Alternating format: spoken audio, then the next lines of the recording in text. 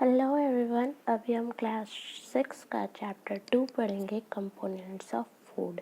हम इसे paragraph wise समझेंगे। तो हमारा पहला पैराग्राफ ये कहता है कि हमने चैप्टर 1 में कई ऐसे एक्टिविटीज़ किए हैं जिसमें हमने लिस्ट बनाया फूड आइटम्स के जो हम खाते हैं। उसके बाद उन फूड आइटम्स को पहचाना कि कौन सा एनिमल प्रोडक्ट है, कौन सा प्लांट प्रोडक्ट है, या फिर कौन से अलग अलग जगह का फूड है। ठीक। दूसरा पैराग्राफ कहता है कि हम जो खाना खाते हैं, नाश्ता, खाना और रात का भोजन जो डिनर होता है, उसमें अलग अलग चीज़ें होती हैं। रोटी, दाल, चावल, सब्जी, सांभर, ऐसी अलग अलग चीज़ें हो सकती हैं। तो उसके बाद हमें एक एक्टिविटी दी गई है। उस एक्टिविटी में है कि हमारे जो हमारा मील होता है, जो हमारा भोजन होता है, उसमें कम से कम एक आइटम जो होता है वो ग्रेन का बना होता है, एक आइटम ऐसा होता है जो दाल का बना होता है, फिर डिशेज़ में कुछ वेजिटेबल की डिशेज़ होती है या फिर कुछ मीट की होती है। ओके। और साथ साथ हम कर्ड लेते हैं, दही, मक्खन, दूध, अचार, ये सारी, इनमें से कई सारी चीज़ें हो सकती है।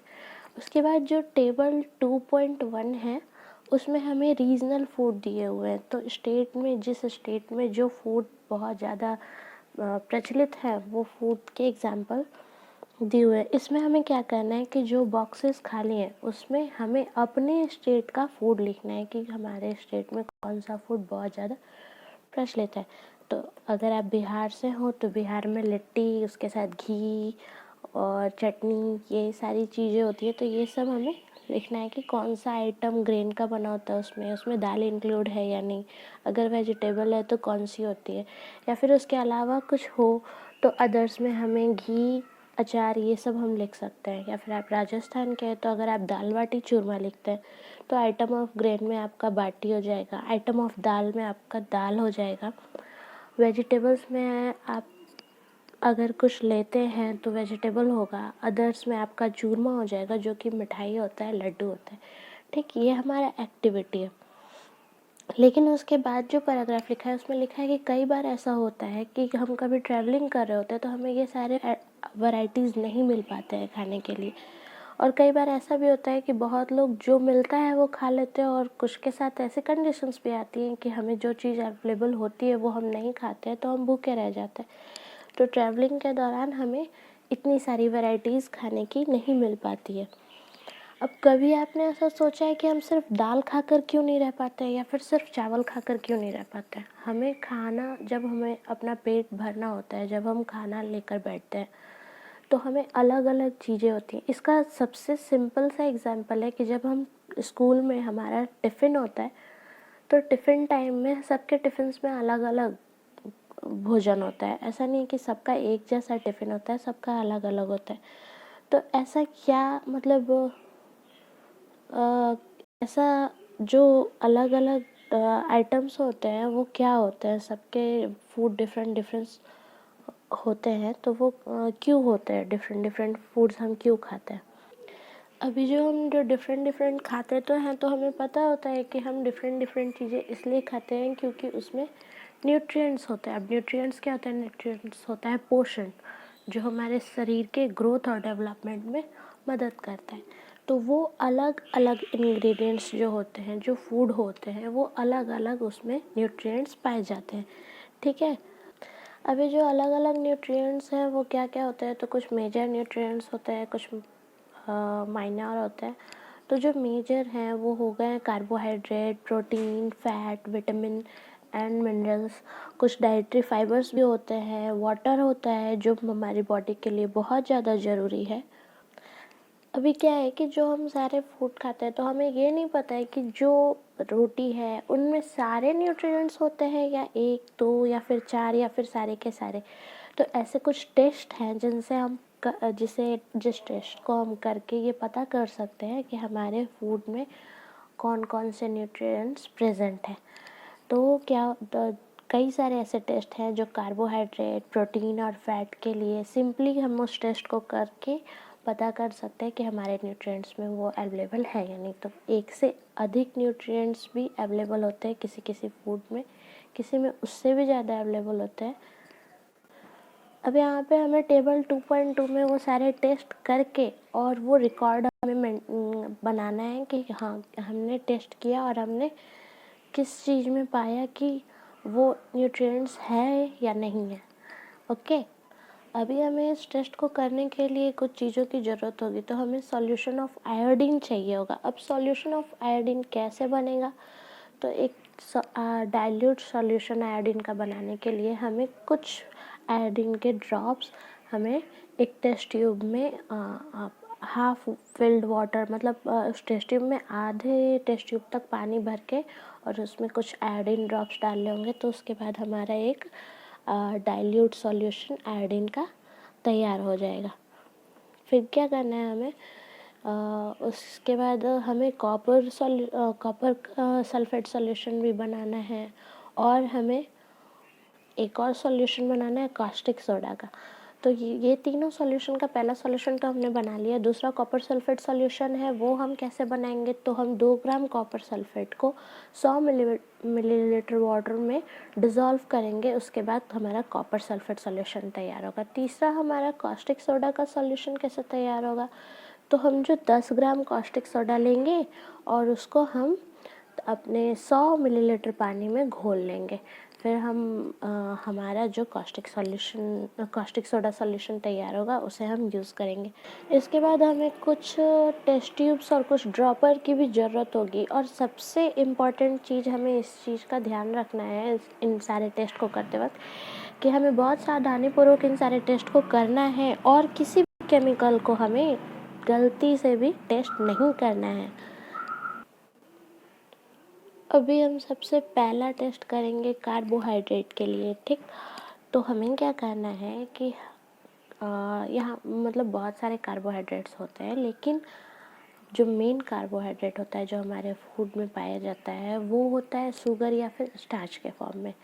तो हमें अब स्टार्च का टेस्ट करना है, जिससे हमें पता चलेगा कि हमारे फूड में कार्बोहाइड्रेट है कि नहीं। तो हमें कुछ स्मॉल क्वांटिटी के फूड ले लेने हैं, स्मॉल क्वांटिटीज़ में कुछ फूड आइटम्स ले लेने हैं, कुछ रॉ इंग्रेडिएंट्स लेंगे और हम 2 से 3 ड्रॉप वो डाइल्यूट आयोडीन सॉल्यूशन को उस पर डालेंगे। फिर क्या होता है कि अगर कोई कलर चेंज होता है उस फूड आइटम में, अगर वो ब्लू ब्लैक कलर हो जाता है, तो इसका मतलब ये होगा कि उस फूड में स्टार्च हमारा है, क्योंकि जो ब्लू ब्लैक कलर जो चेंज होता है वो कलर इंडिकेट करता है स्टार्च का प्रेजेंस वहाँ पे।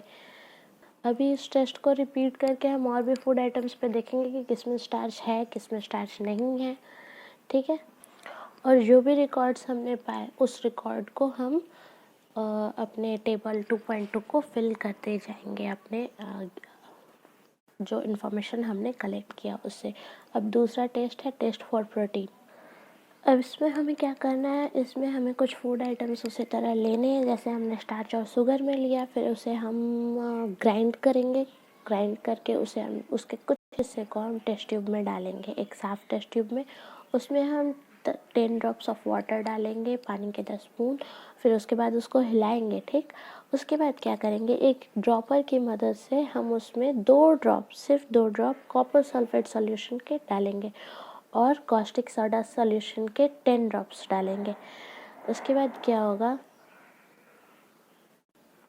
जब हम उस टेस्ट ट्यूब को शेक करेंगे और हिलाने के बाद उसे जब हम स्थिर करके रोकेंगे, तो कुछ वक्त के बाद, कुछ मिनट के बाद हम देखेंगे कि वहाँ एक वॉयलेट कलर होगा उस टेस्ट ट्यूब में। वो जो फूड होगा वो वॉयलेट कलर का हो जाएगा। तो वो वॉयलेट कलर हमें इंडिकेट करता है कि उस फूड आइटम में प्रोटीन है। अगर वो वॉयलेट कलर में टर्न नहीं करता है तो इसका मतलब कि उस फूड में प्रोटीन नहीं है। अब हम इसे अलग अलग फूड आइटम्स पे ट्राई करके देखेंगे और वो सारे रिकॉर्ड हम अपने टेबल में कंप्लीट करते जाएंगे। अभी हमें क्या करना है, टेस्ट फॉर फैट के लिए भी हम टेस्ट करेंगे। फिर हम कुछ फूड लेंगे, उसे हम एक पेपर में रैप कवर कर देंगे, उसे मोड़ देंगे पेपर के अंदर और उसे थोड़ा सा दबाएंगे, इतना नहीं कि वो पेपर फट जाए, बस इतना कि उसे हल्का सा प्रेस करेंगे। और फिर पेपर को जब हम सीधा करेंगे तो हम ये पाएंगे कि उस पेपर में कुछ ऑयली पैचेस होंगे, जैसे हम कागज़ पे जब तेल की बूंद गिरा देते हैं तो एक दाग धब्बा सा लग जाता है वहाँ पे, वो ऑयली पैचेस होंगे। अगर वो पैचेस नहीं होते हैं तो इसका मतलब ये है कि उस फूड में फ़ैट नहीं है, और अगर ऑयली पैचेस बनते हैं तो इसका मतलब ये है कि उसमें फ़ैट है। कभी कभी क्या होता है कि जब हम पेपर पे उस फूड को प्रेस करते हैं तो फैट की जगह वाटर भी निकलता है फूड से। तो वाटर अगर निकलेगा, पानी अगर निकलेगा तो क्या होगा कि पानी कुछ देर में ड्राई आउट हो जाएगा, वो उड़ जाएगा, उसके पैचेस नहीं दिखेंगे। लेकिन जब ऑयल निकलता है तो उसके पैचेस दिखते हैं। अभी सारे टेस्ट करने के बाद हमें क्या पता चलता है? हमें पता चलता है कि कई सारे ऐसे हमारे फूड आइटम हैं जिसमें एक से अधिक न्यूट्रिएंट्स होते हैं, और ये न्यूट्रिएंट्स हमारे फूड आइटम में इसलिए होते हैं क्योंकि वो हमारे अलग अलग तरह के हमारे बॉडी को सपोर्ट करते हैं सर्वाइव करने के लिए, ग्रोथ के लिए, डेवलपमेंट के लिए। फिर जो हमने टेस्ट किए उसके अलावा भी कुछ न्यूट्रिएंट्स होते हैं हमारे फूड में, जिससे विटामिन हो गया, मिनरल्स हो गया। तो हम इस चीज़ को सोचेंगे कि आखिर हमें इन न्यूट्रिएंट्स की क्यों ज़रूरत है। तो दिमाग तो थोड़ा दौड़ रहा होगा ना कि हमें न्यूट्रिएंट्स की ज़रूरत इसलिए है क्योंकि अगर हम खाएंगे नहीं तो हम ज़िंदा कैसे रहेंगे, और अगर हमें ज़िंदा रहना है तो हमें हेल्दी बन के रहना है, और हेल्दी रहने के लिए हमें फूड की आवश्यकता है। अभी आगे हमें पढ़ना है कि ये सारे न्यूट्रिएंट्स हमारे बॉडी में करते क्या है। तो मैंने तो शॉर्ट में समझाया, अभी बुक वाइज हम समझेंगे कि हमारे बॉडी में न्यूट्रिएंट्स का क्या काम है। तो कार्बोहाइड्रेट का सबसे मुख्य काम क्या है, सबसे मेन काम क्या है? एनर्जी प्रोवाइड करना है हमारे शरीर को। फैट भी है, वो भी हमारे शरीर को एनर्जी प्रोवाइड करता है। वो फैट क्या है कि हमारे शरीर को ज़्यादा एनर्जी प्रोवाइड करता है एज़ कम्पेयर टू कार्बोहाइड्रेट। ठीक है, तो सेम अमाउंट में हम कार्बोहाइड्रेट ले रहे हैं, सेम अमाउंट में हम फैट ले रहे हैं, लेकिन फैट हमारे शरीर को ज़्यादा एनर्जी प्रोवाइड कर रहा है और कार्बोहाइड्रेट उससे थोड़ा कम। अभी क्या होता है कि जो फूड फैट और कार्बोहाइड्रेट, जिस फूड में फैट और कार्बोहाइड्रेट होता है, उन्हें एनर्जी गिविंग फूड बोलते हैं क्योंकि उनका काम है एनर्जी प्रोवाइड करना। ठीक है, तो प्रोटीन किस लिए हमें ज़रूरत होता है? प्रोटीन हमें हमें ज़रूरत है हमारे ग्रोथ के लिए, हमारे रिपेयर होने के लिए, बॉडी के रिपेयरिंग के लिए। जब हम आगे हायर क्लासेस में पढ़ेंगे तो हमें डिटेल में पता चलेगा कि प्रोटीन हमारे बॉडी को रिपेयर करता है। तो कहीं भी जब हमें चोट वोट लगता है तो शरीर का हमारा जो प्रोटीन है वही उस सेल्स को रिकवर करने के काम आता है। अभी हमारे यहाँ दो फिगर है, एक 2.3, एक 2.4। तो हमें दोनों फिगर में बताया गया है कि वो इमेजेस दिए हुए हैं जो कार्बोहाइड्रेट के स्रोत हैं। तो वो फूड आइटम्स यहाँ पे दिए हुए हैं, मेज, बाजरा, राइस, ये सारे कार्बोहाइड्रेट के सोर्स हैं। और फिगर 2.4 में दो फिगर दिया हुआ है, दोनों फैट के सोर्स हैं। ठीक है, हमें यहाँ समझना है कि ये दोनों फिगर फैट का सोर्स है फूड आइटम, लेकिन जो फिगर ए है वो प्लांट सोर्स है। यानी कि ये सारे जो हैं, जो कोकोनट है, ग्राउंडनट, सॉरी नट्स है, ग्राउंडनट है, तिल है, कोकोनट ऑयल है, ये सारे हमारे फैट हैं, लेकिन प्लांट सोर्स के फैट हैं। और जो फिगर बी है वो एनिमल सोर्स है फैट का, जैसे घी, बटर, फिश। तो हम लोग कहते हैं ना, घी ज़्यादा मत खाओ नहीं तो मोटे हो जाओगे, इसलिए कहते हैं क्योंकि ये फैट का सोर्स है। अभी हमें एनर्जी गिविंग फूड किससे कहा? कार्बोहाइड्रेट को, फैट को, क्योंकि वो एनर्जी प्रोवाइड करते हैं। अब हम प्रोटीन को क्या कहेंगे? प्रोटीन को हम कहेंगे बॉडी बिल्डिंग फूड, क्योंकि ये हमें हमारी बॉडी बिल्डिंग में हेल्प करते हैं, ये हमारे बॉडी रिपेयरिंग में हेल्प करते हैं, इसलिए प्रोटीन को हम बॉडी बिल्डिंग फूड भी बोलते हैं। विटामिन्स जो होता है वो विटामिन्स हमारे बॉडी को हेल्प करता है डिजीज़ से लड़ाई करने में। तो हमें पता है कि जितने सिट्रस फ्रूट होते हैं वो विटामिन सी के सोर्स होते हैं। और हम सिट्रस फ्रूट क्यों लेते हैं? ताकि हमारी आईज़, हमारे बोन्स, हमारी टीथ, हमारा गम, ये सारा कुछ हेल्दी रहे, क्योंकि ये सारी डिजीज़ से फाइट करते हैं। उसके बाद क्या है? विटामिन के कई सारे डिफरेंट काइंड होते हैं, डिफरेंट नेम होते हैं, जैसे vitamin A, vitamin C, vitamin D, vitamin E, vitamin K. तो ये हमारे विटामिन के कुछ ग्रुप्स हैं। एक विटामिन बी है तो वो विटामिन बी कॉम्प्लेक्स कहलाता है। ठीक है,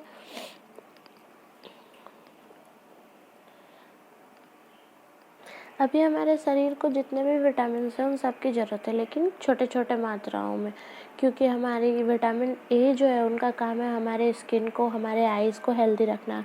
विटामिन सी हमारे बॉडी के डिजीज़ से फाइट करता है। विटामिन डी क्या करता है, हमारे बॉडी में कैल्शियम को यूज़ करता है हमारे बोन्स और टीथ को मजबूत रखने के लिए और हेल्दी रखने के लिए। जो फूड है यहाँ पे इमेजेस दिए हुए हैं, जो अलग अलग विटामिन्स पाए जाते हैं वो सारे फूड के यहाँ इमेजेस हैं। तो हम फिगर 2.6 में देख रहे हैं कि ये विटामिन ए का सोर्स है। फिगर 2.7 में विटामिन बी है। उसके बाद फिगर 2.8 में वो जितने ऑरेंजेस है, टोमेटो है, गुआवा है, आंवला है, ये सारे सोर्स क्या है विटामिन सी के। फिर फिगर 2.9 है जिसमें मिल्क है, बटर है, फिश है, ये विटामिन डी के सोर्सेज है। वाओ, आ गई हमारी दोस्त पहेली जो हमें ये बताएगी कि विटामिन डी जो है वो हम किसी और तरीके से भी अपने बॉडी में ऑब्जर्व करते हैं, और वो क्या है, सनलाइट की मदद से भी हमें विटामिन डी मिलता है, सनलाइट के प्रेजेंस में। इसीलिए हमें मॉर्निंग में वॉक करना चाहिए या फिर छत पे जाना चाहिए, योगा वगैरह करना चाहिए, ताकि धूप हमारे शरीर को लगे और हमें विटामिन डी मिले। अभी हमें सारे न्यूट्रिएंट्स मिले जो शरीर के ग्रोथ और डेवलपमेंट में और गुड हेल्थ मेंटेन करने में ज़रूरी होते हैं। उसके बाद जब हमने टेबल 2.2 कंप्लीट कर रहे थे तो हमने देखा कि कई सारे जो न्यूट्रिएंट्स के हमने टेस्ट किए उसमें जो न्यूट्रिएंट्स ज़्यादा मात्रा में, कोई न्यूट्रिएंट्स कम मात्रा में। तो जैसे राइस है उसमें कार्बोहाइड्रेट हमें ज़्यादा क्वांटिटी में मिलेगा, बाकी जो अगर कोई न्यूट्रिएंट्स मिलते हैं तो वो कम क्वांटिटी में मिलेंगे।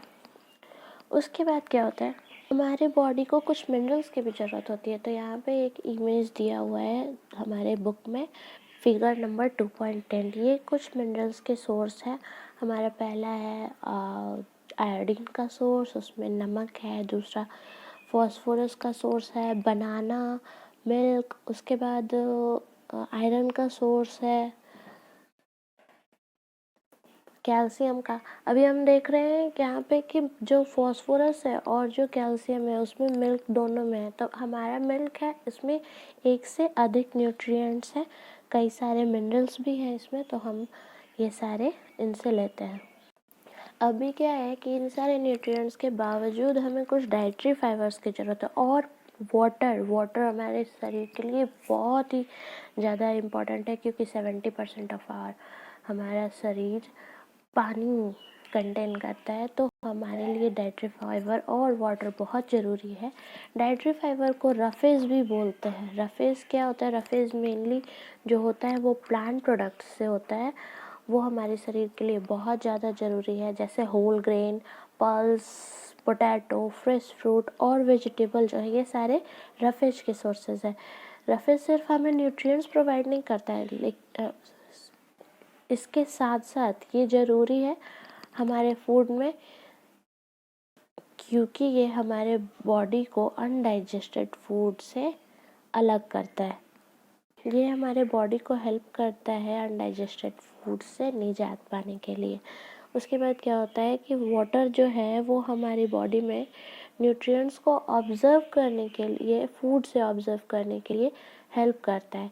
वो हमें, जो हमारे बॉडी के जो वेस्ट हैं वो हमें बॉडी से, वाटर हमारे बॉडी से यूरिन और स्वेट को निकालता है अपने साथ। इसलिए निकालता है क्योंकि वो क्या है, वो हमारे बॉडी के अंदर वेस्ट है, जो फूड एब्जॉर्ब कर, न्यूट्रिएंट्स ऑब्जर्व करने के बाद जो वेस्ट फूड होते हैं वो फिकस यूरिन स्वेट के फॉर्म में हमारे बॉडी से निकलते हैं।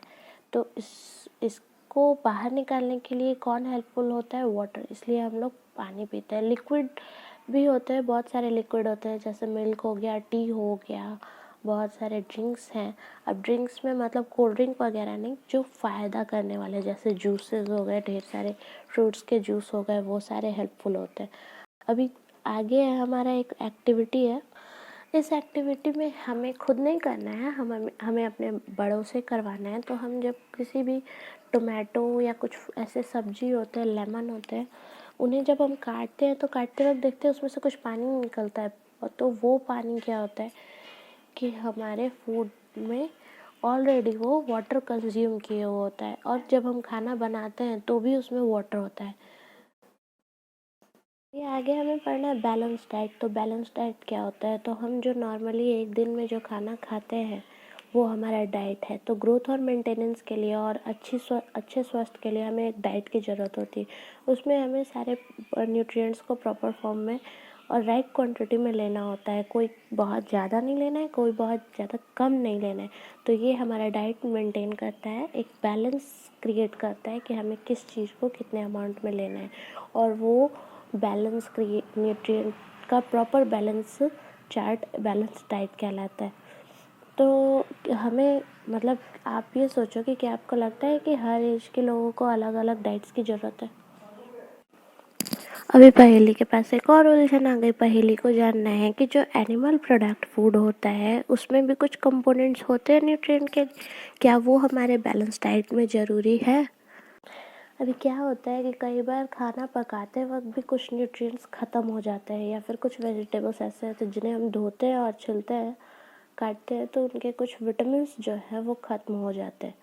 क्योंकि जो स्किन होता है, बहुत सारे वेजिटेबल्स का जो लेयर होता है, टॉप मोस्ट लेयर जो स्किन होता है, उसमें विटामिन्स और मिनरल पाए जाते हैं। तो उससे जब हम छिल देते हैं या फिर हम उसे बार बार धोते हैं, जैसे चावल को हम बार बार धोते हैं, दाल को हम बार बार धोते हैं, तो वो मिनरल्स वहाँ से ख़त्म हो जाता है।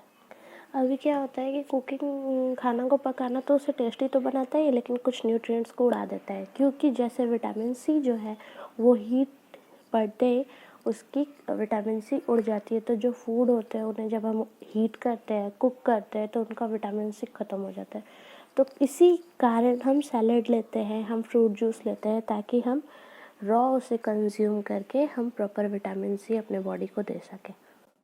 अभी हमारा आ गया बोझू। बोझू तो शायद भोंदू ही है, क्योंकि उसको लगता है कि फैट ज़्यादा एनर्जी देता है।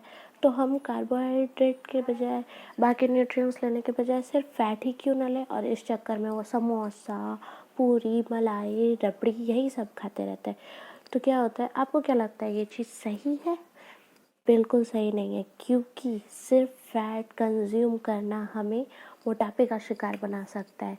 ये हमारे शरीर के लिए बहुत ही हानिकारक है, और ये जो मोटापे की बीमारी होती है इसे ओबेसिटी कहते हैं।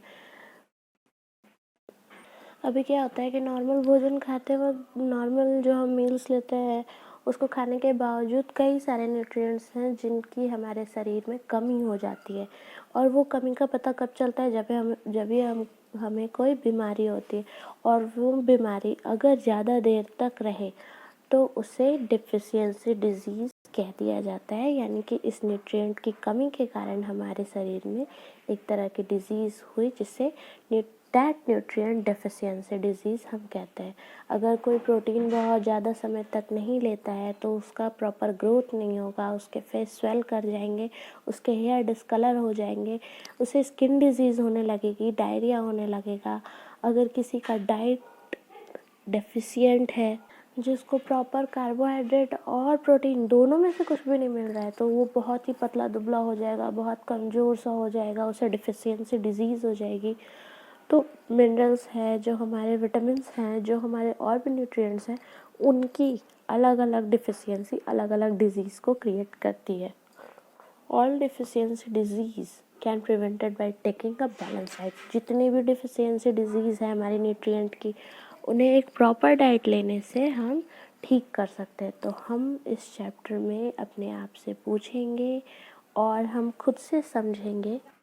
अभी लास्ट टेबल है 2.3, जिसमें हम पढ़ेंगे कि कौन से न्यूट्रिएंट्स से की डिफिशियंसी से कौन सा डिजीज़ होता है और उसके सिम्टम्स क्या हैं। तो हमारा पहला न्यूट्रिएंट्स है विटामिन ए, जिसकी कमी से विज़न लॉस होता है, और इसके सिम्टम्स हैं कम दिखाई देना, रात को बहुत कम दिखना, और कभी कभी पूरी तरह ही विज़न चला जाता है। जो विटामिन बी वन, ये इसकी कमी से बेरी बेरी होता है। इसमें क्या होता है कि मसल्स हमारे बहुत वीक हो जाएंगे, हमारे अंदर बहुत एनर्जी की कमी रहेगी, हम किसी काम को करने में बहुत ही वीक महसूस करेंगे। विटामिन सी है, इसकी डेफिशिएंसी से स्कर्वी होता है। स्कर्वी में क्या होता है, गम ब्लीडिंग होने लगते हैं, ब्लीडिंग गम्स, हमारे मसूड़ों से ब्लीडिंग होने लगता है, हमारी जो चोट है वो बहुत ज़्यादा वक्त लेते हैं ठीक होने में, वो बहुत जल्दी रिकवर नहीं कर पाते हैं। फिर विटामिन डी आता है, उसकी कमी से रिकेट्स होते हैं। रिकेट्स में क्या होता है, हमारे बोन बहुत ही सॉफ्ट हो जाते हैं, उनका वो टफ नहीं रहते, हार्ड नहीं रहते, वो सॉफ्ट होते हैं, मुड़ने लगते हैं, हमारे बोन्स बेंड होने लगते हैं। फिर है कैल्शियम। कैल्शियम की कमी से भी हमें बोन और टूथ डिके का प्रॉब्लम हो जाता है, हमारे बोन्स वीक हो जाते हैं, हमारे दांत सड़ने लगते हैं, झड़ने लगते हैं, दांत टूटने लगते हैं। कभी कभी ऐसा होता है कि खाते खाते दांत ऊपर से टूट जाता है, तो वो कैल्शियम की कमी होती है। आयोडीन की कमी से हमें गॉइटर होता है। गॉइटर में हमारा जो नेक है वो स्वेल कर जाता है बहुत ज़्यादा, और वो बहुत फुला हुआ सा, और उनके जो गॉइटर अगर बच्चों में होता है फिर वो मेंटल डिसेबिलिटी भी क्रिएट करते हैं बच्चों में। गॉइटर, आयोडीन की कमी। फिर होता है आयरन। आयरन की कमी से एनीमिया होता है। एनीमिया में हमें वीकनेस फील होता है, बहुत ज़्यादा वीकनेस फील होगा, चक्कर आएंगे। तो ये सारे हमारे न्यूट्रिएंट्स हैं जिसकी डिफिशियंसी से ऐसे डिजीज़ क्रिएट होते हैं।